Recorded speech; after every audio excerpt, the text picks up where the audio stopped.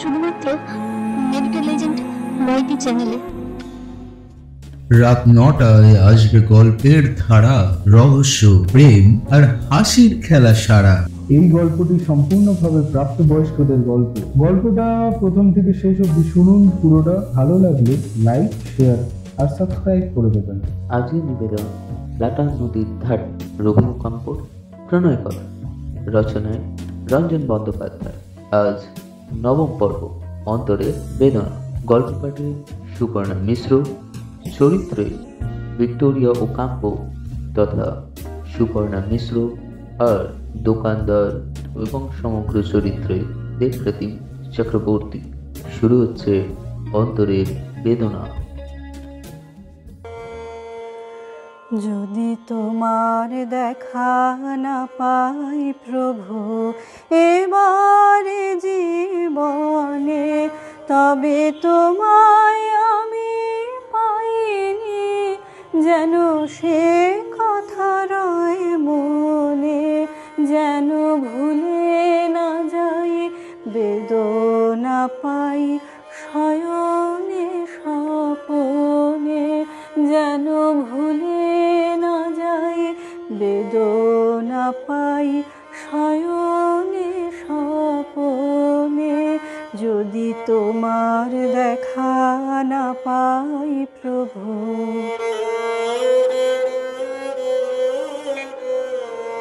এ সংসারের হাটে আমার যতই দিবস কাটে, আমার যতই দুহাত ভরে ওঠে ধরে,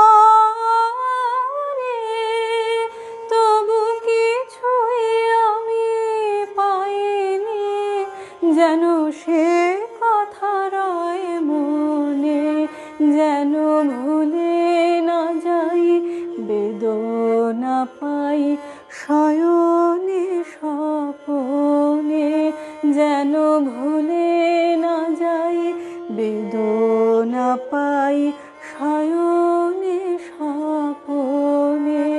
যদি তোমার দেখা না পাই প্রভু।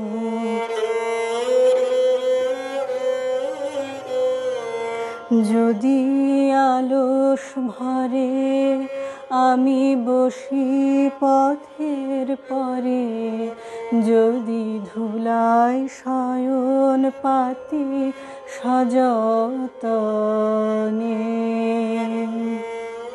যেন সকল পথে বাকি আছে সে কথা রয় মনে, যেন ভুলে না যাই বেদনা পাই শয়নে স্বপনে।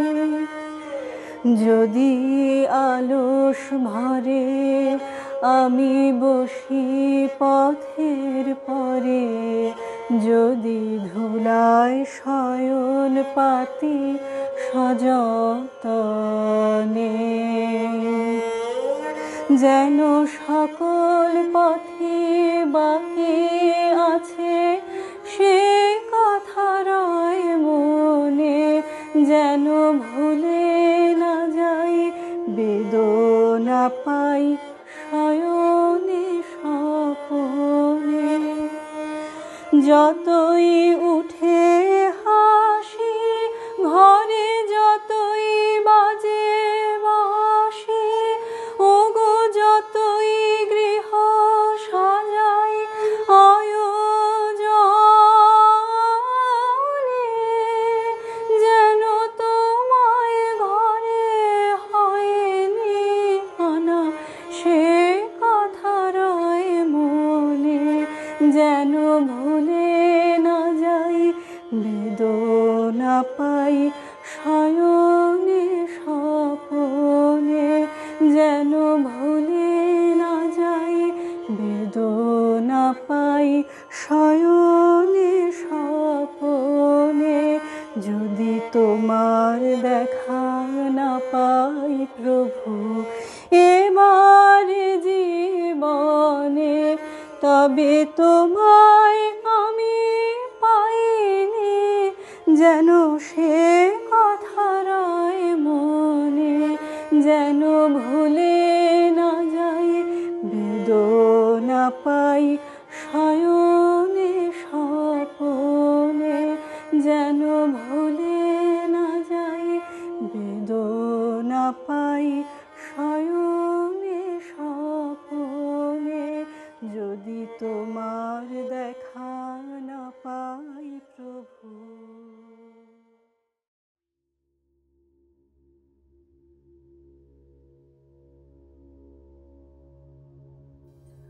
1914 শীতকাল, বিকেলবেলা। মার্টিনেসের বাড়ি থেকে তুকুমান 675-এ নিজের বাড়িতে ফিরছেন ভিক্টোরিয়া ওকাম্পো। মার্টিনেসের সঙ্গে কথা কাটাকাটিটা যত দিন যাচ্ছে বাড়ছে। ভিক্টোরিয়া ওই অশান্তির জন্য মূলত দায়ী করেন মার্টিনেসকে। মার্টিনেসের ঈর্ষা, তার সন্দেহ প্রবণতা, তার দখলদারি মনোভাব কখনো কখনো অসহ্য মনে হয় ভিক্টোরিয়ার। অথচ এই পুরুষটিকে না হলেও তার চলে না। কোথাও কি নেই আশ্বাস, আশ্রয়, শান্তি? ভিক্টোরিয়ার শরীর প্রজ্বলিত হয়, প্রশমিত হয় মার্টিনেসের বিছানায়, কিন্তু হৃদয়? ভিক্টোরিয়া খুলে দিতে চান নিজেকে তার মনের সিংহাসনে অসীম কোনো পরম পুরুষের কাছে, যিনি শিল্পী কিংবা দার্শনিক, কবি কিংবা সত্যদ্রষ্টা, যার সামীপ্যে জুড়াতে পারে হৃদয় দহন। কিন্তু কোথায় তিনি? তার মনে পড়ে কিছুদিন আগে কোনো পত্রিকায় দেখা রবীন্দ্রনাথের একটি ছবি, the Indian poet Rabindranath Tagore. মাত্র 1 বছর আগে নোবেল পুরস্কার পাওয়া ভুবন বিখ্যাত কবি। ভিক্টোরিয়া শুনেছেন গীতাঞ্জলি নাকি এক চিলতে কবিতার বই, নির্ভার নির্মেদ, সারা বিশ্বে ঝড় তুলেছে এ বই। কোনো একটি কবিতার বইয়ের কারণে পৃথিবী জুড়ে এমন মাতামাতি আগে কখনো হয়েছে বলে ভিক্টোরিয়ার জানা নেই। তার মন ক্রমশ তৃষিত গীতাঞ্জলির জন্যে। কবে গীতাঞ্জলি আসবে আর্জেন্টিনায়? কেন রবীন্দ্রনাথ এত দূর দেশের মানুষ? কখনো কোনোদিন কি দেখা হবে গীতাঞ্জলির কবির সঙ্গে? বাড়ির কাছাকাছি এসে ভিক্টোরিয়া গাড়িটা ছেড়ে দিয়েছেন, ফুটপাত দিয়ে হাঁটছেন। বাড়ির পথে পড়ে একটি বইয়ের দোকান। যখনই এই পথে হাঁটেন দাঁড়ান সেখানে। এসেছে কি রবীন্দ্রনাথের গীতাঞ্জলি? আর কতদিন অপেক্ষা করতে হবে? প্রতিবার প্রায় একই প্রশ্ন করেন বই বিপণীর বৃদ্ধ মালিকটিকে। একই উত্তর পান, এই এসে গেল বলে আর কয়েকটা দিন একটু অপেক্ষা করুন। পথ চলতে চলতে ভিক্টোরিয়ার মনে পড়ে রবীন্দ্রনাথের ছবিটা। সুঠাম দীর্ঘ দেহের মানুষ, ঋজু ভঙ্গিতে দাঁড়িয়ে আছেন। পোশাক দেখলে মনে হয় যেন কোনো ধর্মযাজক, হয়তো অন্য যুগের অন্য সময়ের কি অনন্য এক পুরুষ, যেন অলিক। প্রশস্ত ললাট, দৃপ্ত গ্রীবা, ঘাড় পর্যন্ত নেমে আসা কেশদাম। তিনি তাকিয়ে আছেন সুদূর দিগন্তের দিকে। এই পুরুষটির আকর্ষণ অমোঘ। যদি চুম্বন করতে পারতাম এই পুরুষটির ললাট, যদি সমর্পণ করতে পারতাম নিজেকে তার ঘন আলিঙ্গনে, যদি আশ্রয় পেতাম তার উদাত্ত বক্ষে, যদি বসতে পারতাম তার পায়ের কাছে, ভাবেন ভিক্টোরিয়া। রবীন্দ্রনাথের ছবিটার মধ্যে একটি নিভৃত সৌন্দর্য আছে। লেখক আর কবি আর শিল্পী বন্ধুর অভাব নেই ভিক্টোরিয়ার জীবনে, কিন্তু রবীন্দ্রনাথের ছবির মধ্যে যে নিভৃত সৌন্দর্যের জ্যোতির্ময়তা দেখতে পেয়েছেন তিনি, তা আর কারো মধ্যে দেখেননি। এমন মাধুরীর মূর্তি কেমন করে হতে পারলেন রবীন্দ্রনাথ? তিনি কি আনন্দকে জেনেছেন, পেয়েছেন? তিনি কি দেখাতে পারবেন আনন্দের পথ? যদি যেতে পারতাম তার দেশে, তার কাছে, যেখানে শুধুই তিনি আর আমি। রবীন্দ্রনাথের কথা ভাবতে ভাবতে বইয়ের দোকানদারটার সামনে পৌঁছে গেলেন ভিক্টোরিয়া। আজ আর গ্রন্থ বিপণীর বৃদ্ধ মালিকটিকে একই প্রশ্ন করতে ইচ্ছে হলো না। এক ঝলক শুধু দেখে নিলেন, কোথাও নেই গীতাঞ্জলি। হন হন করে কিছু দূর এগিয়ে গিয়েছেন, পিছন থেকে ডাক শুনলেন তিনি, ও ম্যাডাম, আসুন আসুন, ফিরে আসুন, ফিরে আসুন প্লিজ, এসে গেছে। থমকে দাঁড়ালেন ভিক্টোরিয়া। আনন্দে উত্তেজনায় যেন নিঃশ্বাস বন্ধ হয়ে গেল, এবং ভয়ও করল যদি গীতাঞ্জলি হতাশ করে। পিছন ফিরে তাকালেন। দোকানদার হাত নাড়ছেন, তার হাতে একখানি চটি বই। প্রায় ছুটে ফিরে এলেন ভিক্টোরিয়া। বৃদ্ধ দোকানিকে বললেন, একখানি এসেছে, আপনার জন্যই রেখে দিয়েছি। অন্দ্রে জিদ এর ফরাসি অনুবাদে টেগরের গীতাঞ্জলি। বিখ্যাত ফরাসি সাহিত্যিক জিদ অনুবাদ করেছেন গীতাঞ্জলি। বাড়ি ফিরেই ভিক্টোরিয়া সোজা চলে এলেন তার নিজস্ব নিরালা ঘরটিতে। এ ঘরে কোনোদিনও ঢোকে না এস্ত্রাদা। এ ঘর তার অধিকারের বাইরে। ভিক্টোরিয়াকে বলতে হয়নি সে কথা। তিনি কিছু না বলেও এস্ত্রাদাকে বোঝাতে পেরেছেন তারা এক বাড়িতে আছেন মাত্র, কিন্তু একসঙ্গে নেই। এই ঘরে ভিক্টোরিয়া লেখেন, ভাবেন, নিজের সঙ্গে কাটান ঘন্টার পর ঘন্টা, পড়েন তার প্রিয় লেখকদের বই, পিয়ানো বাজান, গান শেখেন। আজ তার গান শেখার দিন, সেই জন্য মার্টিনেসের কাছ থেকে তাড়াতাড়ি ফিরে এসেছেন। ম্যাডাম আর এর কাছ থেকে গান শেখেন ভিক্টোরিয়া। ম্যাডাম এখনো আসেননি, দিনের আলো পড়ে এসেছে। ঘরের পর্দাগুলি টেনে দেন ভিক্টোরিয়া। বাইরের কোনো শব্দ আসে না বাড়ির এই ঘরটায়। ঘরের সমস্ত আসবাব আর পর্দার রং ছাই। কোমল বিষণ্ণতা বিছিয়ে আছে সারা ঘর জুড়ে। এই বিষণ্ণতায় ভালো লাগে ভিক্টোরিয়ার। তিনি আনন্দ চান, যে আনন্দ বিষণ্ণতার ভিতর থেকে ফুটে ওঠে।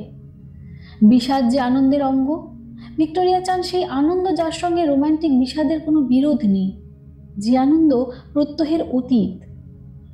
ঘরের মধ্যে তেমন আলো নেই। সেই ছায়াময় বিষণ্ণতার মধ্যে ভিক্টোরিয়া বসলেন সাদা পাথরের ফায়ার প্লেসটির পাশে।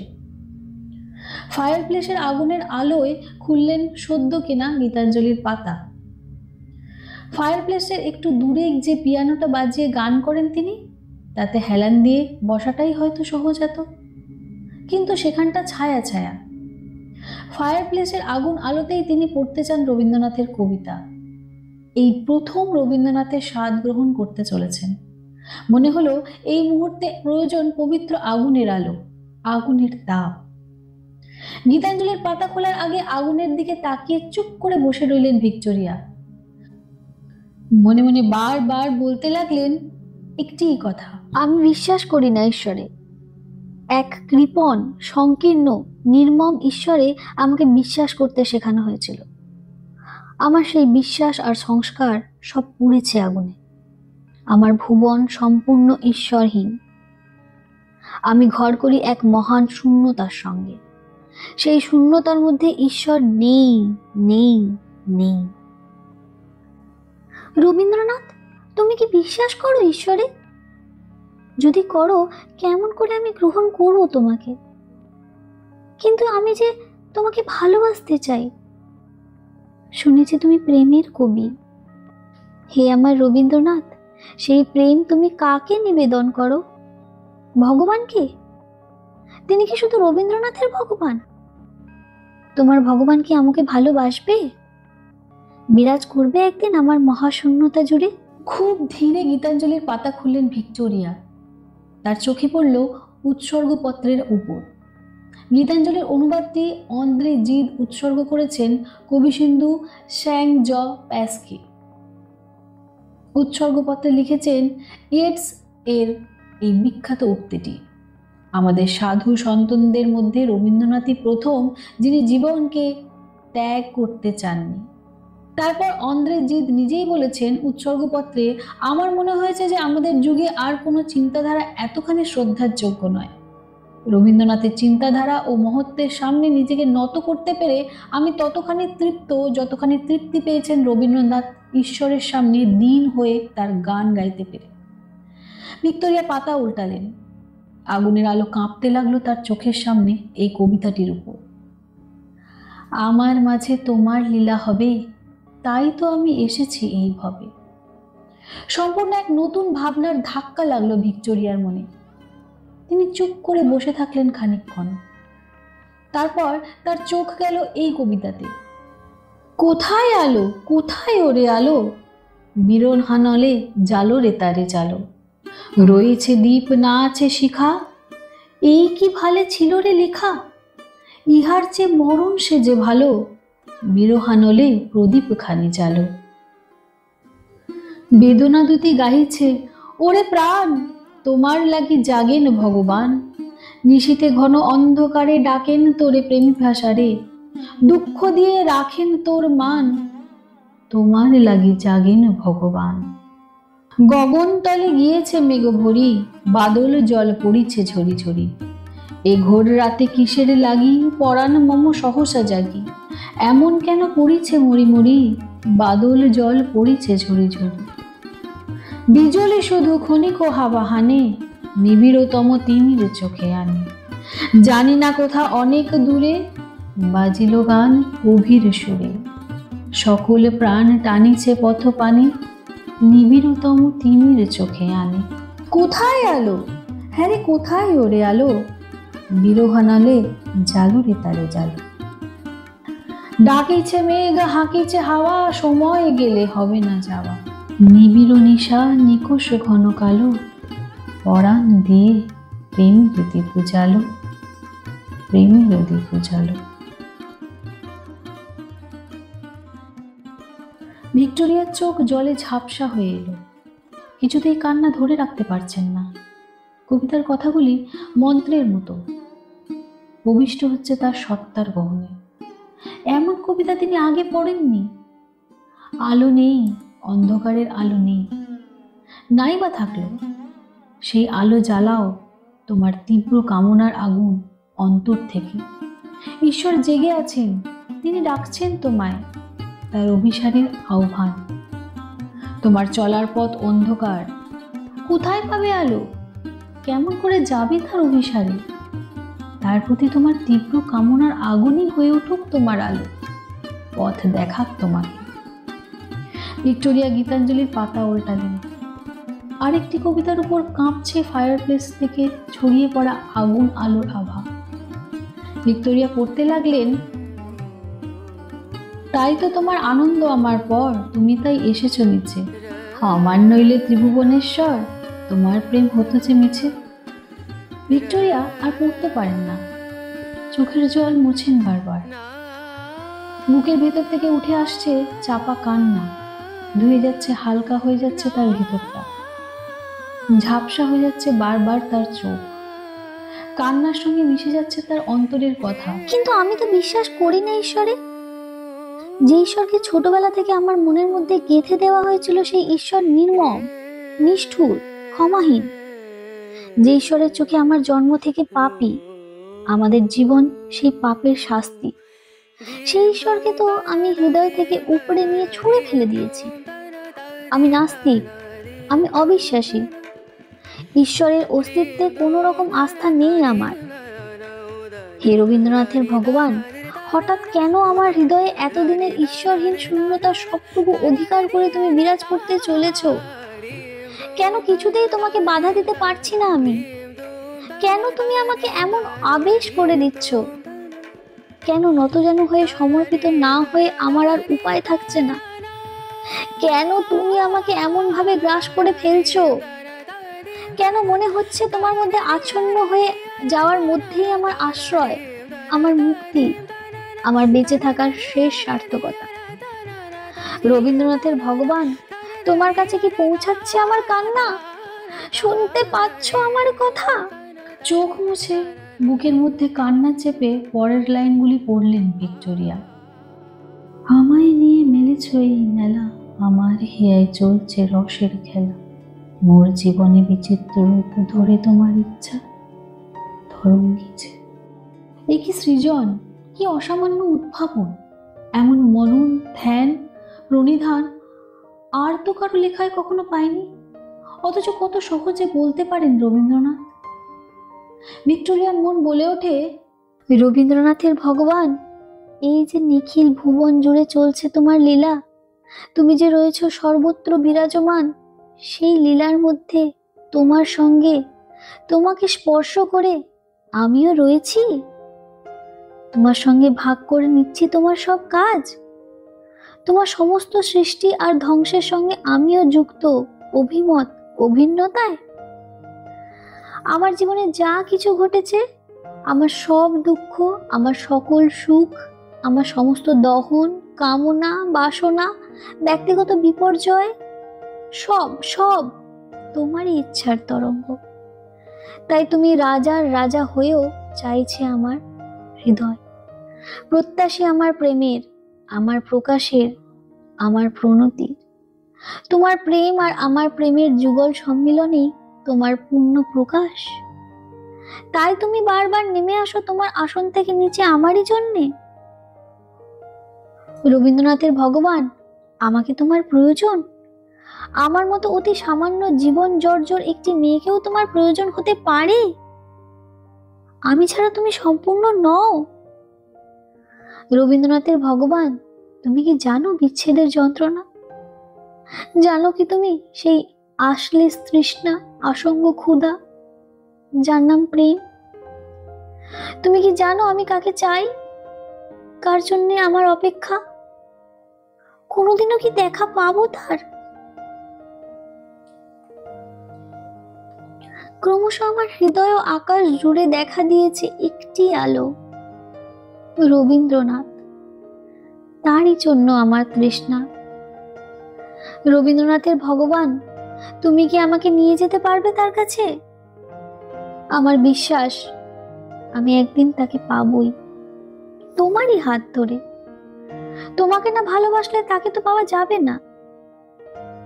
রবীন্দ্রনাথের ভগবান, প্রতিদিন তাকে পাওয়ার জন্য আমি তোমার কাছে আসব, দাঁড়াবো তোমার সামনে, করজোড়ে আমার বিরহের কান্না অর্পণ করব তোমাকে।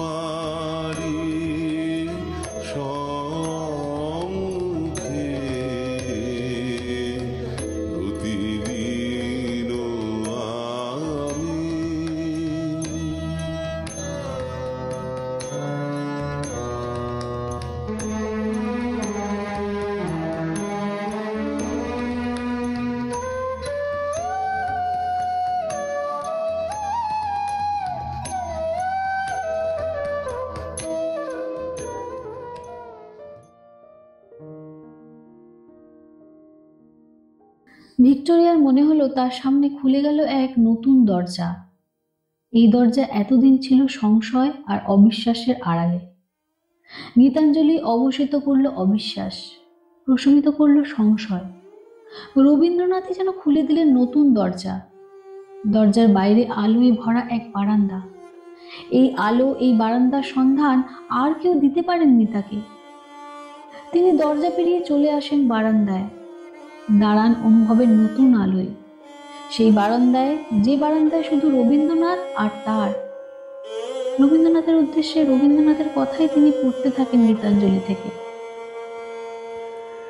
যদি তোমার দেখা না পাই প্রভু এবারে জীবনে, তবে তোমায় আমি পাইনি, যেন সে কথা রয় মনে, যেন ভুলে না যাই বেদনা পাই শয়নে স্বপনে, যেন ভুলে না যাই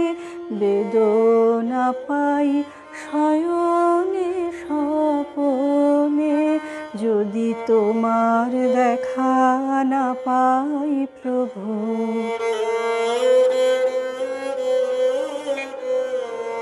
এ সংসারের হাটে আমার যতই দিবস কাটে, আমার যতই দুহাত ভরে ওঠে ধরে,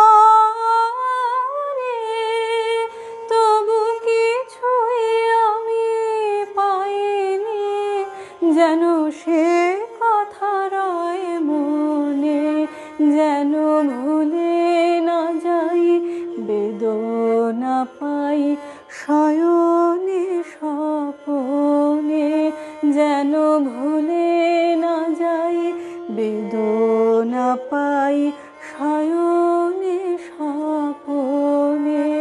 যদি তোমার দেখা না পাই প্রভু,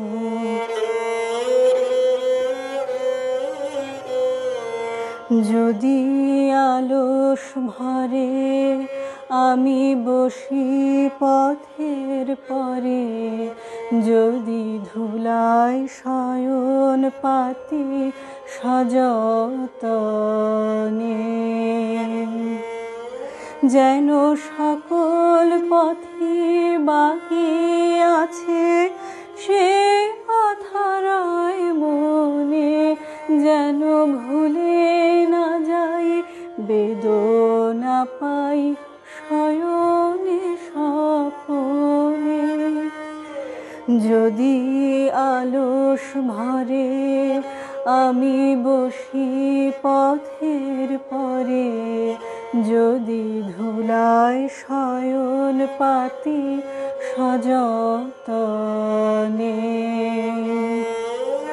যেন সকল পথে বাকি আছে সে কথা রয় মনে, যেন ভুলে না যাই বেদনা পাই শয়নে স্বপনে। যতই উঠে হাসি ঘরে, যতই বাজে বাঁশি, ওগো যতই গৃহ সাজাই আয়োজনে, যেন তোমায় ঘরে হয়নি আনা সে কথা রয় মনে, যেন ভুলে না যাই বেদনা পাই শয়নে স্বপনে, যেন ভুলে না যাই বেদনা পাই শয়নে স্বপনে। যদি তোমার দেখা না পাই প্রভু এবার জীবনে, তবে তোমায় আমি পাইনি, যেন সে কথা রয় মনে, যেন ভুলে না যাই বেদনা পাই শয়নে স্বপনে, যেন ভুলে না যাই বেদনা পাই শয়নে স্বপনে। যদি তোমার দেখা না পাই প্রভু। কান্না ধরে রাখা সম্ভব হয় না ভিক্টোরিয়ার পক্ষে। তার সমস্ত সত্তা যেন কেঁদে ওঠে। এই কান্না বিরহের, এই কান্না আরতির, এই কান্না নবজন্মের, অন্ধকার থেকে মুক্তির, প্রথম আলো দেখার কান্না, প্রথম নিঃশ্বাসের কান্না, রবীন্দ্রনাথকে প্রথম পাওয়ার কান্না। ভিক্টোরিয়ার কান্না ঝাপসা দৃষ্টির সামনে ফুটে ওঠে একটি ছবি। পুরুষোত্তম এসছে তার গৃহে, তার প্রাণের পরম উৎসবে। এই রাজার জন্যই তার হৃদয়ের কনক মন্দিরে পেতেছেন কমলাবাসন। এরই কণ্ঠে পরিয়েছেন মালা, এরই চরণে রেখেছেন ফুলডালা, হয়েছেন এরই পদতল লীনা। ইনি চিরজীবনের মানুষ ও সাথী। কবে তলে তলে এমন ভালোবেসে ফেলেছি তোমাকে আমার রবীন্দ্রনাথ। শান ইন্দ্রশীল নদী তীরের গহন মেঘমালায় উড়ে যাচ্ছে আমার অবগঞ্চন। রবীন্দ্রনাথ এক নির্জন নিরঞ্জন বিকেলের বারান্দায়, শুধু তুমি আর আমি। সামনে বয়ে চলছে রূপালী প্লাতা, নবপ্রাণোদয় দুলছে আমার হৃদয়। এ কি প্রেম, এ কি প্রণতি! কেন এই প্রেম বয়ে আনে কান্না? কেন এই প্রণয় বলে নির্মল কান্ত তোমাকে নমস্কার? তুমি কত দূরে রবীন্দ্রনাথ, কত সাগর পাহাড় আকাশ অরণ্য পেরিয়ে তুমি। এই তো তোমাকে কাছে পাওয়ার আলো, এই তো তোমাকে হারিয়ে ফেলার আঁধার। যেন তুমি দূর কুসুমের গন্ধ, এই তো আছো, এই নেই তো।